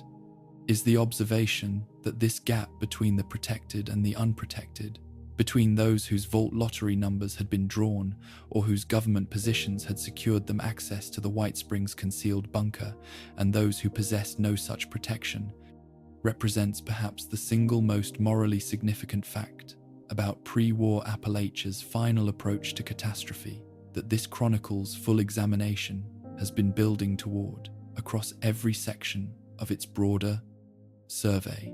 The specific inequality that characterized the pre-war world's broader relationship to its own impending catastrophe, an inequality this chronicle has already documented in the contrast between Vault 79's wealth preservation function and Vault 76's genuine human reconstruction purpose, in the contrast between the White Springs' concealed government protection and the ordinary regional population's complete absence of equivalent protective infrastructure, in the contrast between Gahhan Mining's wealthy ownership family and its struggling working population, reached its final and most consequential expression in these literal final days and final hours before the bombs fell, when the specific accident of whether your name had been drawn in a public lottery or whether your professional position had secured you access to concealed continuity of government infrastructure, determined with brutal and irreversible finality whether you would have any continued existence at all in whatever world the Great War's catastrophic conclusion would leave behind for its surviving population to inherit, eventually, to attempt to rebuild. What the transition from pre-war Appalachia to the post-war wasteland of Reclamation Day ultimately reveals, when this chronicles full examination of the region's pre-war institutional history is held against the broader pattern of what the post-war player actually encounters when finally permitted to walk through Vault 76's doors 25 years after they sealed, is the observation that catastrophe does not create a world from nothing. It transforms a world that already existed, taking the specific raw material of a region's pre-war history and reorganizing that material into new configurations whose post-war character remains, in ways the casual post-war explorer rarely pauses to fully appreciate, comprehensively dependent on what this specific place had been before the comprehensive transformation occurred. Appalachia's post-war wasteland is not a generic post-apocalyptic landscape that happened to be situated in West Virginia. It is West Virginia, specifically and irreducibly processed through the specific catastrophe of nuclear war and emerging on the other side of that processing, still carrying, in every ruin and every surviving institutional fragment, the unmistakable signature of what this particular region's particular pre-war history had built across the generations. This chronicle has tried to recover and examine. Consider what has happened to each of the specific institutions this chronicle has surveyed across its full examination, and consider how each transformation, however dramatic its post-war form, remains traceable to a specific pre-war origin that this chronicle's careful attention has tried to preserve from the kind of casual erasure that simply walking through the post-war ruins without this historical context would otherwise impose. The Mothman folklore that pre-war Appalachian communities told each other around campfires and shared with curious visitors as regional color, stripped of any genuine systematic belief and serving primarily as a marker of shared community identity, has become, in the post-war world, the organizing foundation for an entire system of religious practice and community structure. The specific post-war Mothman cult, representing not an arbitrary post-war invention, but the direct and traceable transformation of a specific pre-war cultural inheritance into a new institutional form that desperate post-war survivors, deprived of nearly every other pre-war framework for meaning and community, found themselves able to construct from exactly the cultural raw material that this chronicle's earlier examination identified as Appalachia's most durable pre-war inheritance. Gahhan Mining Company's abandoned infrastructure, the specific mines and the specific company towns, and the specific industrial facilities, whose pre-war operation this chronicle has documented in considerable detail, including the specific automation crisis that the excavator suits and mole miner program had been producing in the company's final pre-war years, has become, in the post-war ash heap, the territorial basis around which post-war raider factions have organized their own claims to power and resources. The specific labor disputes and the specific economic precarity that this chronicle documented as characteristic of Gahhan Mining's pre-war relationship with its working population did not simply disappear when the bombs fell. They transformed across the subsequent decades of post-war survival and post-war institutional reconstruction into new and considerably more violent expressions of the same fundamental questions about resource control and economic power that had organized the region's pre-war mining economy, with the specific automated mining equipment that pre-war Gahhan Mining had deployed against its own human workforce becoming, in its post-war degraded and often hostile form, one of the wasteland's persistent environmental threats. A literal, mechanical inheritance of pre-war labor conflict now wandering the ash heap's ruins, with no remaining institutional memory of the specific human cost of its original deployment had been designed to address. The regional vaults that this chronicle examined in considerable detail, each constructed according to a distinct experimental or administrative purpose that Vault-Tech's broader institutional agenda required, produced, through their specific pre-war designs, specific and distinct post-war populations whose post-war character remains directly traceable to whatever experimental premise had organized their particular vault's original construction. Vault 94's experiment in pure democratic governance, without centralized overseer authority, produced its own specific post-war political culture among its population, shaped by 25 years or more of practicing exactly the kind of consensus-based decision-making that the Vault's pre-war design had been built to test. Vault 96's population, whatever its post-war relationship to Modus's continued algorithmic governance actually became, carries forward the specific institutional legacy of having been administered by artificial intelligence rather than human authority across however many years of sealed isolation the Vault's population actually experienced before. Whatever post-war circumstances eventually brought them into contact with the broader wasteland, Vault 76's population, selected through the genuine public lottery this chronicle has examined in detail, emerged into the post-war world as the specific protagonists whose own individual journeys constitute the actual playable content of Fallout 76's broader narrative,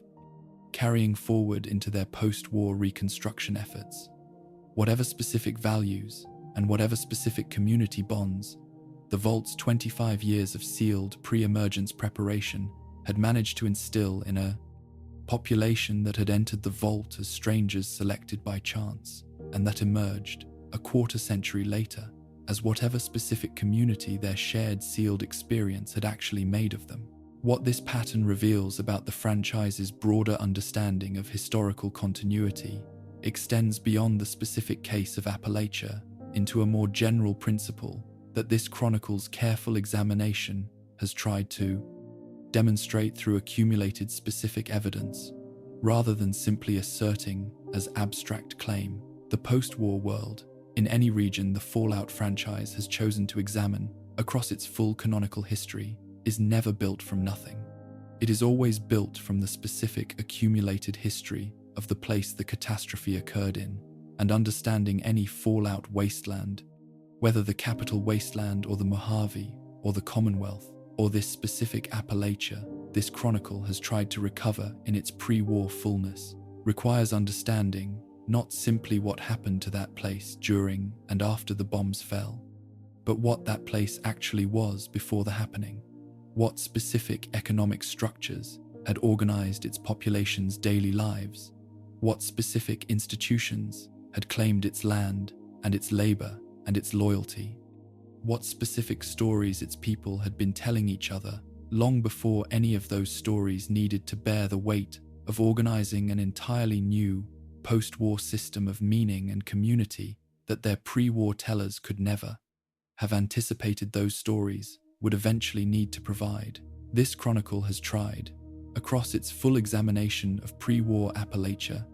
to recover something that the broader experience of playing through Fallout 76's post-war wasteland necessarily and unavoidably obscures, simply by virtue of arriving after the catastrophe has already occurred,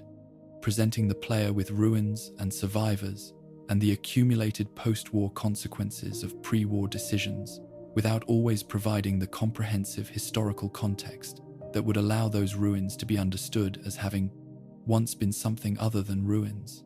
The Gahhan Mining Company was not simply the name attached to certain pre-war terminal entries the post-war player discovers scattered through the ash heap's wreckage. It was, across multiple generations, the central economic institution around which entire communities organized their existence. The White Spring was not simply a luxury hotel whose post-war ruins happened to conceal an interesting government bunker for the curious explorer to discover. It was, in its actual pre-war operation, two genuinely separate institutions occupying the same physical space, each almost entirely unaware of the other's existence, each serving entirely distinct populations whose pre-war lives intersected only through the specific accident of shared geography. The Mothman was not simply a post-war cult's organizing icon. It was a story that grandmothers told grandchildren, that local newspapers occasionally reported on, with the specific mixture of genuine local pride and gentle, self-aware humor that regional folklore reporting typically involves, that visiting tourists found charming and slightly absurd in the way that regional folklore traditions typically strike outside observers, encountering them for the first time. The narrator steps forward from the chronicle, Appalachia before the bombs, the coal seams still being worked by Gahhan Mining's human miners, and the excavator suits that were beginning, in the company's final pre-war years, to replace them. The mountain hollows still echoing with whatever specific combination of folk music and church bells and ordinary daily commerce that generations of Appalachian settlement had produced across this particular region's particular terrain. The vault doors not yet sealed, and the specific lottery winners still uncertain whether their selection represented genuine salvation or simply a different and more prolonged category of waiting for whatever catastrophe the resource. Wars as escalating tensions were making increasingly probable. The White Springs golf courses still manicured above the bunker no ordinary guest knew existed. The resort's hospitality staff still performing their ordinary service labor with no awareness that their workplace's true significance had nothing to do with the luxury experience they understood themselves to be providing. The pioneer scouts still singing around their campfires, still earning badges for skills whose ultimate post-war necessity none of their adult troop leaders could have anticipated when designing that particular week's specific programming. The Mothman still simply a story, told to frighten and delight in roughly equal measure, rather than a creed organizing an entire post-war system of belief and community structure for survivors who would eventually need exactly this kind of organizing framework to make sense of a world that had taken nearly everything else away from them. None of it knew what was coming. This is perhaps the single most important fact this chronicle has tried to honor across its full examination of pre-war Appalachia's specific institutional and cultural history. The observation that every single person whose pre-war life this chronicle has tried to reconstruct, whether through the documentary evidence of specific named individuals the franchise's canonical record preserves, or through the broader reconstruction of typical experience that careful historical attention allows, lived their pre-war days without the comprehensive knowledge of catastrophic finality that the post-war player, arriving with full hindsight and full awareness of exactly what October 23rd would bring, cannot help but bring to every pre-war ruin they explore.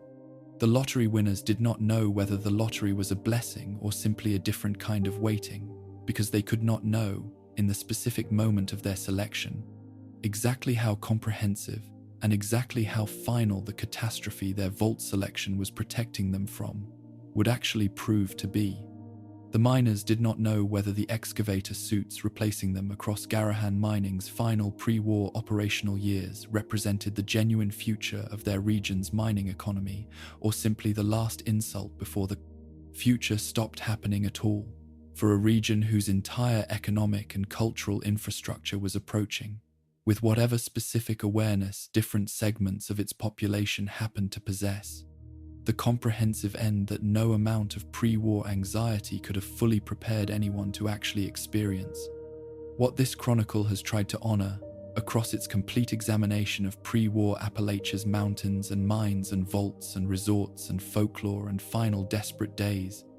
is the specific reality that existed before the reality the games actually let players walk through and explore. The place that was real, that had its own specific coal dust settling on its own specific company town windowsills, its own specific church bells, marking its own specific Sunday mornings, across its own specific scattered mountain communities, its own specific county fairs, and its own specific local elections, and its own specific everyday concerns that had nothing whatsoever to do with the catastrophic finality that this chronicle's hindsight cannot help but impose on every pre-war moment. It examines all of this existed, fully and completely, and with its own internal logic that had nothing to do with serving as backstory for a post-war video game, before it became the wasteland that subsequent generations would come to know primarily through their exploration of its ruins. The mountains are still there. They were always going to be there, regardless of whatever specific human institutions rose and fell across their particular ridges and hollows, regardless of whether the specific coal beneath their surface was extracted by human miners or by excavator suits, or simply left undisturbed in whatever post-war configuration the region's mining economy eventually settled into. The Allegheny ridges that shaped pre-war Appalachia's settlement patterns and pre-war Appalachia's particular culture of self-reliant community will continue shaping whatever comes after this chronicles. Narrative concludes, indifferent in the specific way that geological features are always indifferent to the comparatively brief human history that unfolds across their ancient and largely unchanging surfaces. The mountains do not remember Gahhan Mining or the White Spring or Camden Park's specific rides or the specific pioneer scout troops that once filled these forests with the particular sounds of organized childhood recreation. Only the people who lived among these mountains carried those memories, and when the bombs fell, the overwhelming majority of those specific people and those specific memories simply ceased to exist in any form that subsequent history could ever fully recover. This is what this chronicle has tried, within the limits of what fragmentary documentary evidence allows any careful examination to actually establish, to partially recover not the comprehensive and complete history of every single pre-war Appalachian life that the Great War would eventually end or irreversibly transform, which no surviving evidence could ever allow any chronicle to fully reconstruct, but enough of the region's specific pre-war texture, enough of its specific institutional history and its specific cultural inheritance and its specific final days of ordinary life, continuing alongside extraordinary and largely unacknowledged crisis, to allow whoever encounters this chronicle to walk through Fallout 76's post-war wasteland with a somewhat fuller understanding of what that wasteland actually represents. Not simply ruins, not simply the generic post-apocalyptic backdrop against which post-war gameplay unfolds. A specific place with a specific history, populated by specific people whose pre-war lives this chronicle has tried, however incompletely, to honor before turning, as every examination of this region eventually must, to the comprehensive catastrophe that ended those lives and transformed everything they had built into the wasteland that subsequent generations would inherit. Rest now, and remember that every wasteland this franchise has ever asked its players to explore was once, before whatever catastrophe transformed it, simply somewhere, simply a place where people lived their ordinary days, raised their children, worried about their employment and their health and their families' futures, told each other stories around their own specific fires, and went to sleep each night with no comprehensive knowledge of whether tomorrow would bring the catastrophic finality that this chronicle's hindsight knows was always, in Appalachia's specific case, approaching with whatever speed the resource war's escalating tensions were actually bringing it. Sleep well, and let the mountains hold whatever memory of pre-war Appalachia this chronicle has managed, in its own incomplete but careful way, to help you carry forward into whatever rest now awaits you.